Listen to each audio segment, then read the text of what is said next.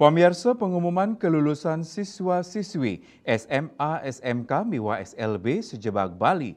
Tahun pelajaran warse kali-tali kali-likur, warse kali-tali tigang likur, kemargiang antuk ambarelaya, tanggal 5 Mei.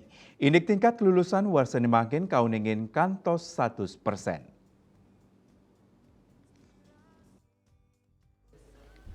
Kepala Dinas Pendidikan Pemuda dan Olahraga Kadisdikpora Provinsi Bali IKN Boy Jayawibawa Mausang pengumuman kemargian antuk ambarelaya antuk nambakin euforia saking siswa sane mikelingin kelulusan ipun. Utamanya nih antuk nambakin konvoy ring markini sani sida ngulgul keramelianan. Kawawain indik lulusan puniki kasuk serahang ring suang-suang sekolah. Pai ketandaning abtiang siswa sani lulus puniki mangdaning lanturang ngerancing utawi lantur mekarya kantos kemargiang wirausaha anutin bidang sani kedautin. Warsane mangkin wilangan siswa SMA, SMK, SLB sani lulus wenten langkungan ulu likur tali diri.